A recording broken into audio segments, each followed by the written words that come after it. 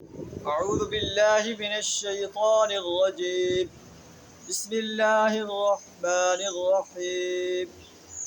والذين كفروا أعمالهم كسراب بقيعة يحسبه الظمآن ماء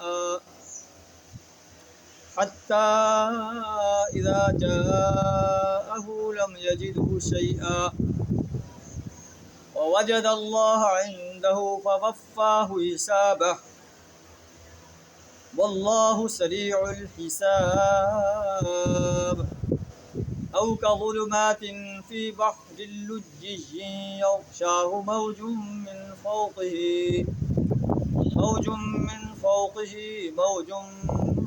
فوقه سحاب ظلمات بعضها فوق بعض إذا أخرج يده لم يكد يراها ومن لم يجعل الله له نورا فما له من نور.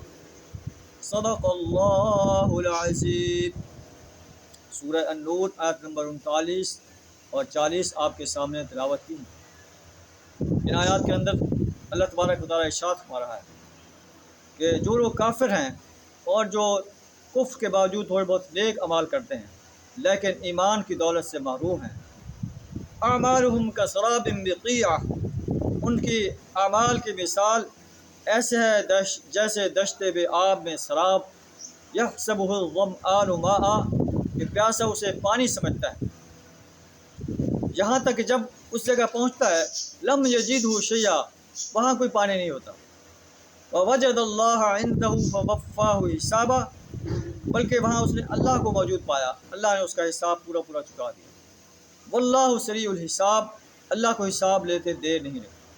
یعنی کافر انسان، منافق انسان، مشرک انسان جو تھوڑے بہت اعمال کر رہے ہیں، اگر انہیں امید ہے کہ انہیں ان کے نیک اعمال کی کوئی جزا ملے گی، اللہ فرماتا ہے کہ انہیں کوئی جزا نہیں ملے گی، اس لیے کہ یہ ایمان سے خالی ہیں، انہیں اسلام کو ماننے سے انکار کر دیا ہے. جب اللہ کے حضور پیش ہوں گے تو یہ خالی ہاتھ ہوں گے، ان کے اعمال کی جو ہے کوئی وقت نہیں ہوگی، کوئی قدر نہیں ہوگی. فلا نقیم لهم یوم القیامت وزنا، ہم ان کے لیے کوئی وزن قائم نہیں کریں. یا ان کی مثال ایسے ہے جیسے کظلمات فی بحر لجی یغشاہ موج من فوقہ سحاب، جیسے ایک گہرے سمندر میں اندھیرا، اوپر ایک موج چھائی ہوئی ہے، اس پر ایک اور موج ہے، اس کے اوپر بادل ہیں، بعضها فوق بعض، جو ہے تاریکی پر تاریکی مسلط ہے. اذا اخرج یدہ لم یکد یراہا، جب اپنا ہاتھ نکالتا ہے تو اسے دیکھ نہیں پاتا. اللہ فرماتا ہے ومن لم یجعل اللہ لہ نورا، جسے اللہ نور نہ بخشے، جسے اللہ ایمان کا نور نہ بخشے، جو ایمان کی طرف متوجہ نہ ہو، جو طلب نہ کرے نور ایمان کو حاصل کرنے کی، فما لہ من نور، اللہ اس کو نور عطا نہیں کرتا. اللہ ایمان کا نور اسے عطا کرتا ہے جو یہدی الیہ من ینیب، اللہ کی طرف رجوع کرتا ہے. اسی آیت کو پڑھ کر ایک فرینچ ایڈمرل جو ہے اس نے پڑھا اور اس نے نبی صلی اللہ علیہ وسلم کے بارے میں پوچھا کہ کیا نبی صلی اللہ علیہ وسلم نے کبھی بحری سفر کیا ہے؟ اسے جواب دیا کہ آپ صلی اللہ علیہ وسلم نے اپنی زندگی میں کوئی بحری سفر نہیں کیا. تو وہ اس پر جو ہے اسے یقین ہو گیا کہ یہ نبی صلی اللہ علیہ وسلم کا کلام نہیں ہے. یہ باتیں صرف اور صرف اللہ جانتا ہے کہ سمندر کے اندر کیا کیا کیفیات ہیں.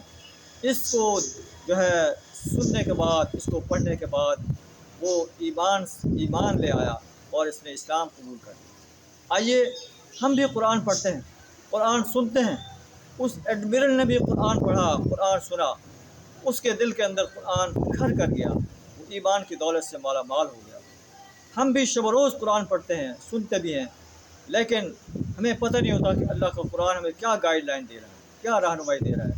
بے سمجھے بوجھے پڑھ رہے ہیں، اور بے سمجھے بوجھے پڑھنے والا انسان، اس کو قرآن پڑھنے کا اجر تو ضرور ملے گا لیکن وہ قرآن سے رہنمائی حاصل نہیں کر سکے گا. آئیے اس کتاب انقلاب کو سمجھ کر پڑھیں، اسے ترتیل کے ساتھ، تجوید کے ساتھ، صحیح تلفظ کے ساتھ پڑھیں.